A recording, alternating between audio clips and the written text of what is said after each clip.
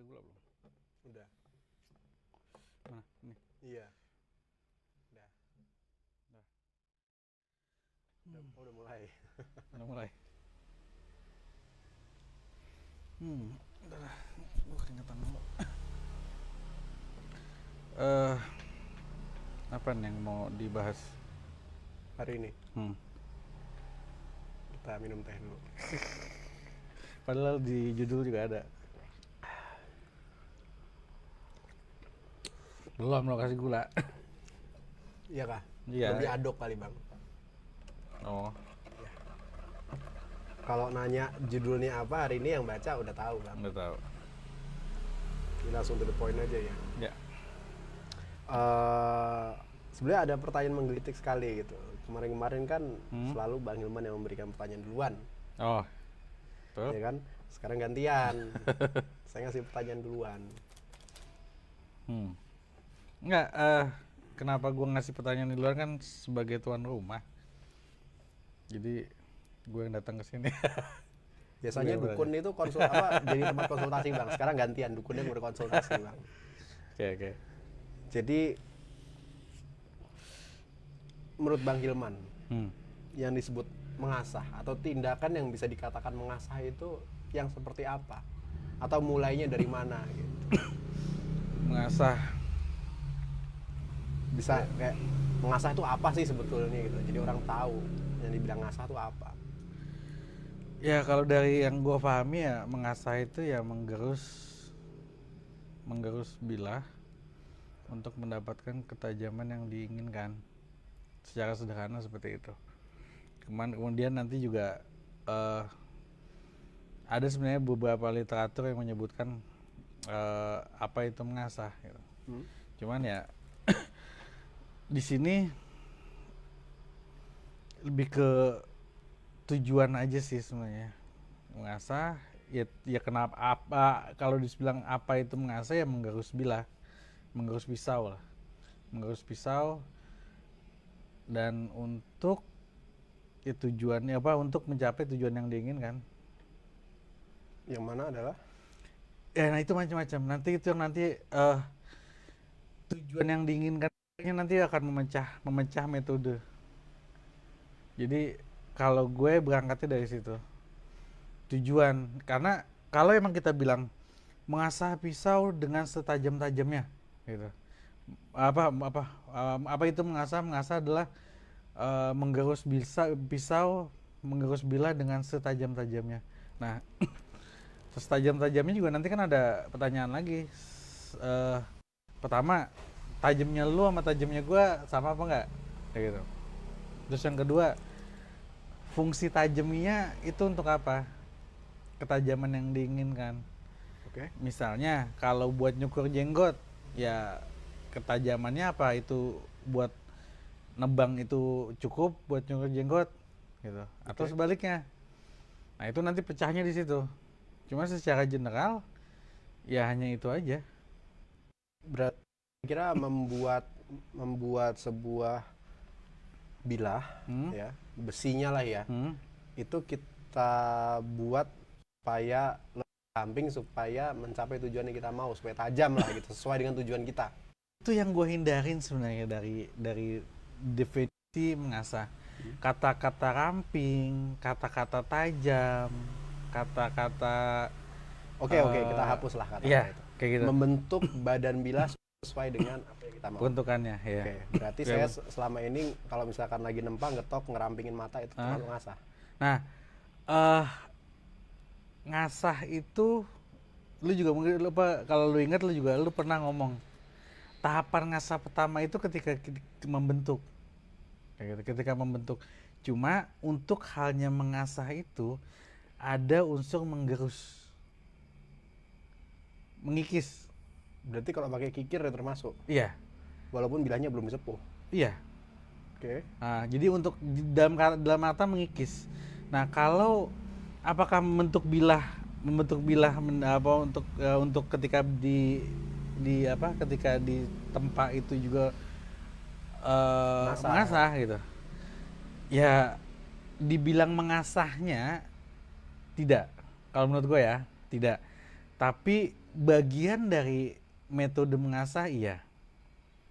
Ya, jadi karena mengasah itu nggak mungkin dari, bukan nggak mungkin sih maksudnya. Bisa aja. Secara efektif tidak dari plat Flat bar kotak, ya. ya plat kotak. Ya kayak waktu gua kejadian gua sama Sam Nanung itu dikasih pisau sama Sam Nanung, disuruh nyari mata. Cuman itu jarang gitu. Oke. Itu jarang. Jadi idealnya memang ya dia membentuk dalam prosesnya adalah untuk menggunakan gerusan, mengikis, menggerus gitu. Kalau menempa itu kan memadatkan, membentuk, lebih membentuk ya. Iya. Berarti kayak misalkan di Jepang habis ditempa kemudian diserut pakai pahat, itu pakai serut, Ya, ngasah juga. itu bagian daripada mengasah. Oke. Jadi dia membentuk dengan mengikis. Dengan mengikis bilah itu, kalau menurut gue itu mengasah. Itu adalah pemahaman pribadi apa universal? Pemahaman yang gue pahami dari beberapa tahun ini gue mencoba memahami. Apa yang gue terima, apa yang gue dapat, ya itulah pemahaman yang gue pahamin gitu. Makanya kalau itu dia tadi bilangin, kalau ada kata-kata tajam itu udah ngebias bakalan gitu. Nah nanti ketika mengasah itu tujuannya adalah untuk dapat ketajaman, baru nanti ada definisi lagi ketajaman gitu ya. Kita nggak bisa ngomong ngasah sendiri, tajam sendiri, bahan sendiri kan kayak gitu ya. Itu nanti satu kesatuan. Berarti itu bisa dikatakan tahapan yang Bang Hilman paham ya, bukan Iya. tahapan secara universal. Ya itu terbuka untuk perdebatkan. Kalau saya yang debatin gimana? Boleh. Boleh. Mungkin isolasi sini, bukannya mendebat ya, saya ada setujunya, ada nggak setujunya. Oke. Saya lebih nggak setuju kalau soal proses saya setuju, tapi kalau soal istilah mungkin saya nggak setuju. Tapi itu kaitannya dengan bahasa sebetulnya. Oke. Definisi oke. Oke, mengasah itu di Indonesia adalah istilah general semuanya. Mau kita pakai kikir, mau kita pakai serut, mau Betul. kita pakai batu, mau pakai gerenda, itu namanya ngasah semua. Sedangkan kalau di luar negeri, kita ambil contoh yang baku itu kan dengan bahasa Inggris ya, di US ya sekarang yang pusat penelitian daerah di mana penelitian tentang mengasah itu atau tentang pisau itu banyak sekali. Itu kira-kira di US dan di Jepang. Ya. Mereka tuh punya istilah sendiri untuk mengasah atau sharpening.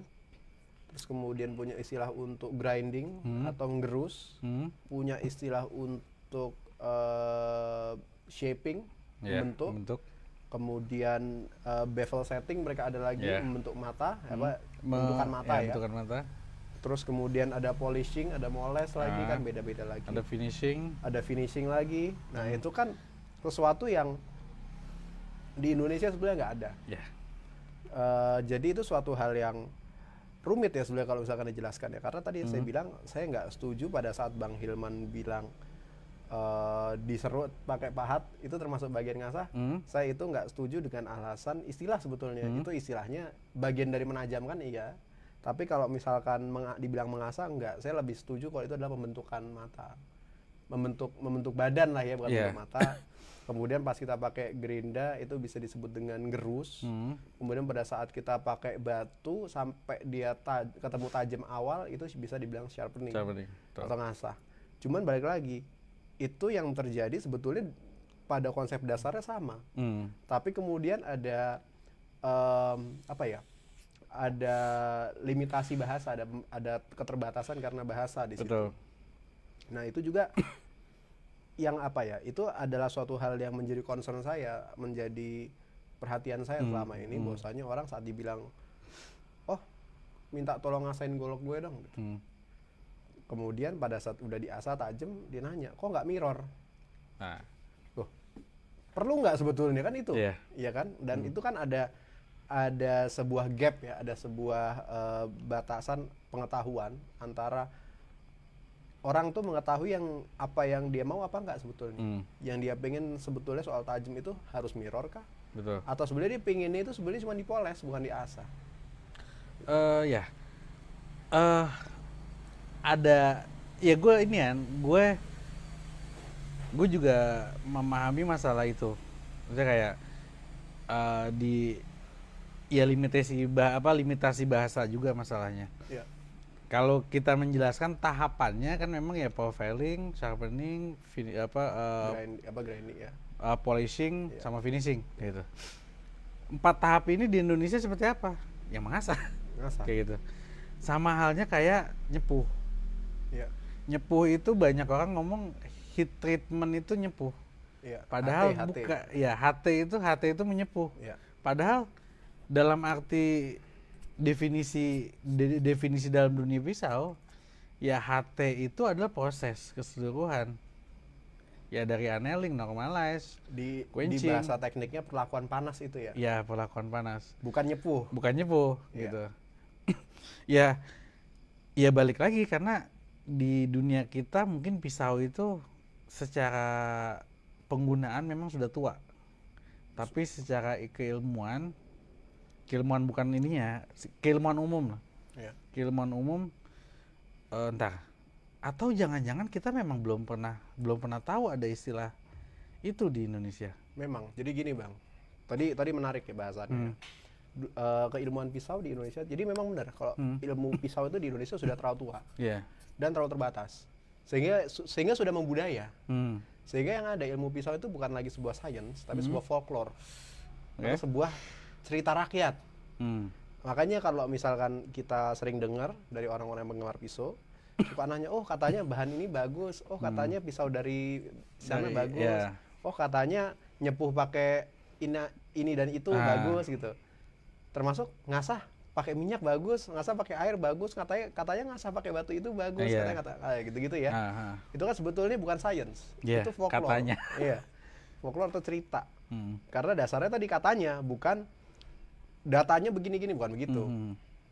Nah, padahal kan sebetulnya menurut Bang Hilman itu sebenarnya kisah rakyat atau itu sains sih sebenarnya?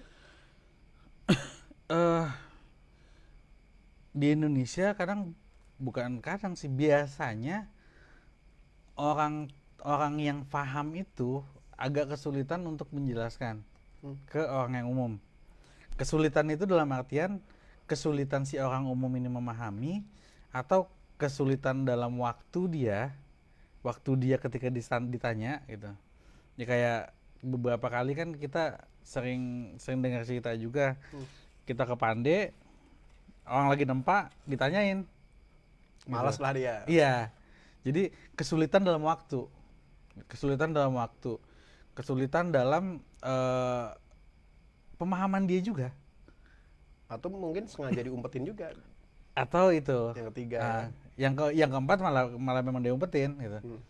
Nah, itu yang akhirnya di Indonesia itu dikenal pamali. Iya. Ya, itu hampir sama dengan pamali.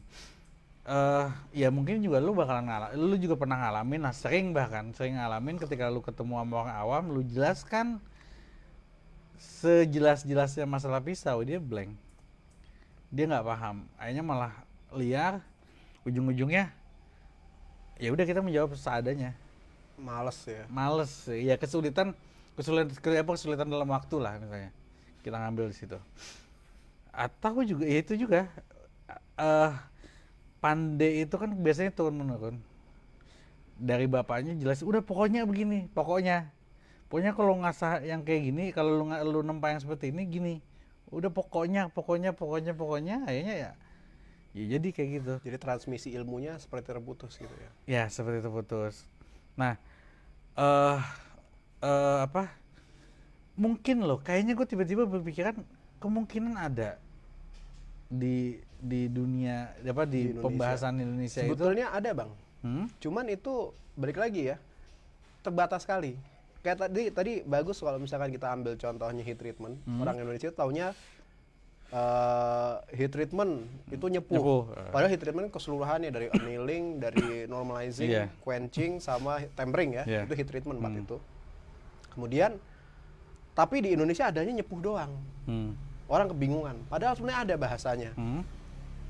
Annealing tuh ada bahasa Indonesia. Apa itu? Ngelesah. Lesah, dilesah gitu ya. Cuman sayangnya itu adanya di kitab-kitab atau pembahasan-pembahasan tentang keris. Nah, Jadi ilmu-ilmu tentang, jadi gini ya, dimanapun ya, ilmu tentang pengolahan logam itu kan sains yang sangat tinggi. Betul. Hierarkinya dalam budaya dan dalam sains itu tinggi, sehingga banyak sekali diumpetin. yeah. Nah, termasuk istilah itu sendiri. Ngelesah itu sebetulnya ada, cuman diumpetin. Itu annealing, dan itu sebenarnya kan efeknya signifikan ya kalau misalnya kita tahu sekarang dunia modern. Yeah. Tapi itu diumpetin sengaja supaya orang sengaja mungkin supaya nyepuhnya itu sulit gitu. Kalau misalkan bilah itu kondisinya nggak normal kan, Yeah. sepul jadi lebih sulit, lebih gampang patah, lebih gampang bengkok gitu-gitu ya. Tempering pun sebenarnya ada, ya manggang namanya, cuman orang banyak yang nggak paham gitu. Kalau sebenarnya tuh istilah-istilah itu ada, sama seperti di ngasah, Bang. Mengasah itu dulu pernah saya bahas. Orang taunya ngasah tuh ngasah. Mau sampai mirror, sampai bening itu namanya ngasah. Padahal enggak. Kan Bang Hilman pernah nanya sama saya, ini sebenarnya kalau keris barunya itu dia mulus apa enggak sih? Ya dia mulus gitu. Tapi bukannya istilahnya bukan diasah, tapi disangling. Nah, jadi artinya ada apa? Sebenarnya ada itu istilah-istilah itu kayak di sangling kan yang kita tahu bahasa Jawa lama sama bahasa Bali lama. Ternyata di Banjar, di Kalimantan itu istilahnya disengleng. Oh, beda-beda dikit lah. Beda-beda dikit ya. Itu jadi sebetulnya itu adalah istilah-istilah atau dikupas lah kalau di Banjar bilangnya. Itu adalah istilah-istilah yang ada sebetulnya, cuman itu sangat terbatas. Banyak orang nggak tahu. Taunya diasah itu mirror. Enggak, padahal diasah, disangling. Jadi sehingga menimbulkan pendapat pada saya bahwasanya ngasah itu adalah kondisi di mana kondisi pisau sudah jadi. Sudah tersepuh, sudah tersangling, sudah siap dan tinggal ditajamkan doang. Kita asah. Dan balik lagi kan tadi Bang Hilman itu menghindari kata-kata ramping, tajam gitu ya. Kalau saya malah kebalikannya. Buat saya ngasah itu harus tajam tujuannya. Karena apa? Dasar kata aja dari luar negeri itu sharpening. Sharpening adalah dasar katanya menajamkan. Artinya kalau kita ngasah nggak tajam, itu salah. Tapi kadar tajamnya seperti apa? Nah, itu tadi. Sehingga menimbulkan pendapat di saya bahwasanya ngasah itu boleh, nggak mirror.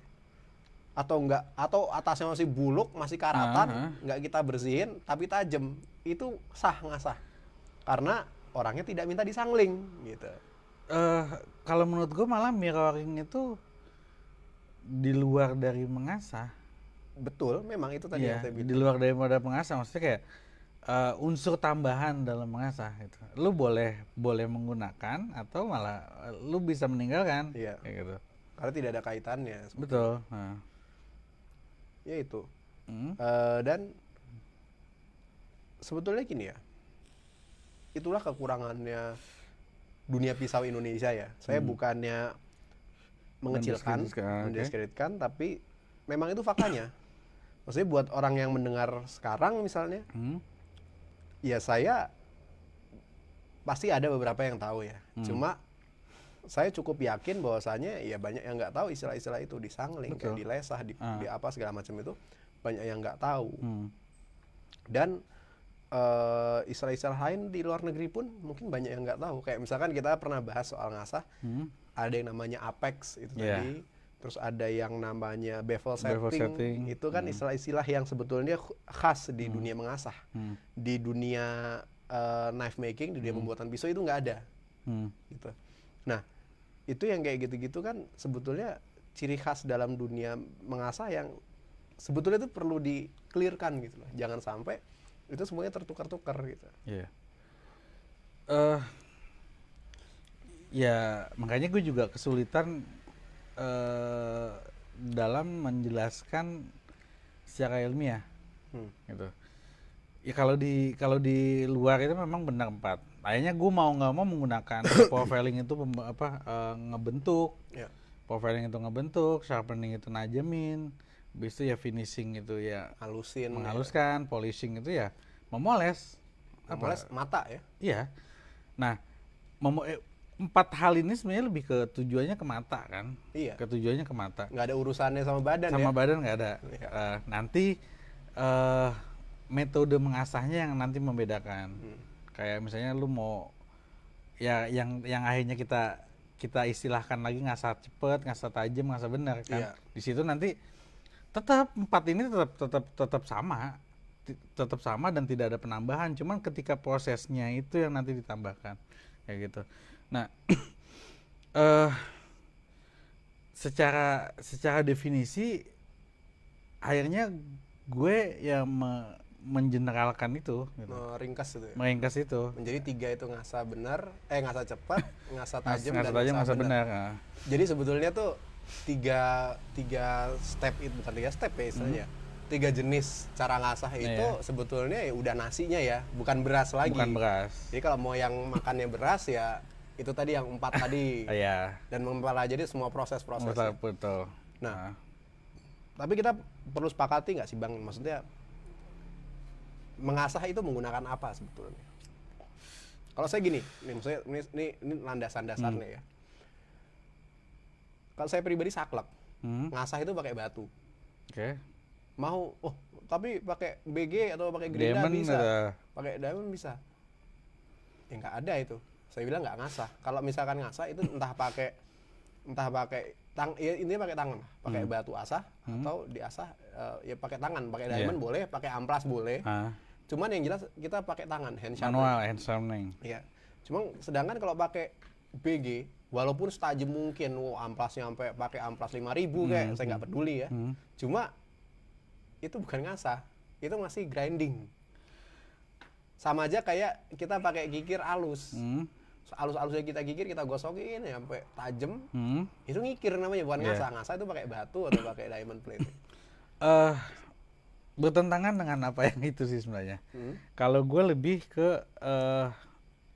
ke tujuannya. Lebih ke tujuannya. Ketika lu pakai BG, ketika lu pakai apa, ya itu pun mengasah. Tapi yang diindustrialkan lah. Oke. Diindustrialkan. Kenapa ya seninya itu nggak ada. Balik lagi ke minggu kemarin. Ya. Ya seninya nggak ada. Tajam dapat tajam memang tajam. Cuma ketajaman yang seperti apa? Itu yang nggak dapat di situ. Dan yang penting kan tajam. Yang penting ketajamannya itu sesuai dengan apa yang peruntukannya. Ya. Gitu. Prosesnya itu ya proses gitu. Lu ngasahnya pakai BG, pakai diamond, pakai apa, atau kalau memang nanti ada teknologi laser yang canggih udah tinggal masukin doang di laser serut tajam semua ya itu pun mengasah kalau menurutku. Dalam artian dia mengikis. Oke. Dia mengikis termasuk dengan yang waktu zaman batu itu Knapping itu ya. Knapping tuk dia kan mengikis. Iya. Dia kan mengikis. Nah itu menurut gue itu masih mengasah. Kalau masalah apa dan bagaimana itu lebih ke artnya, lebih ke seninya. Ya. Kalau menurut gue. Ya balik lagi itu permasalahan bahasa lagi akhirnya ya. Ya. Jadi, nah kalau itu soal itu, tadi saya sempat kepikiran suatu pendapat lagi gitu. Saya tadi mau ngomong, cuman agak ini ya, cuma nggak apa-apa diomongin di sini ya. Karena ini Bang Basari buat bahasan berat. Saya itu sempat kepikiran bahwasanya ngasah itu sebenarnya nggak ada kaitannya sama tajam. Iya. Jadi mengasah dan menajamkan tuh beda. Ngasah yang benar udah pasti tajam. Cuman kalau orang ngasah bukan pasti ini. Udah pasti tajam. Ya. Jadi menajamkan itu berbeda halnya dengan mengasah. Karena apa? Kalau saya ngambil jauh lebih dasar lagi. Mengasah itu kan sebuah kalau senior saya dulu bilang onomatope. Onomatope itu sesuatu yang datang dari bunyi. Istilah yang datangnya dari bunyi. Kayak ngetok karena suaranya tok ya. Sama kayak ngasah karena suaranya sak. Makanya ada istilah diasah, digosek, ya kan. Nah, digerus. Gitu. Nah, itu istilah-istilah itu. Nah, iya ada suara itu. Karena kalau misalkan kita bilang pakai mesin, saya bilang tadi itu ada diasah, itu namanya bukan diasah, di nguing.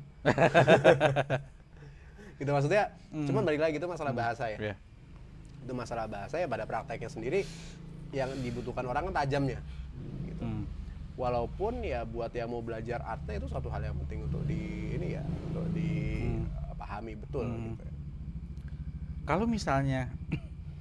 Kalau misalnya jadinya kayak Jepang, dia menggunakan batu yang gede.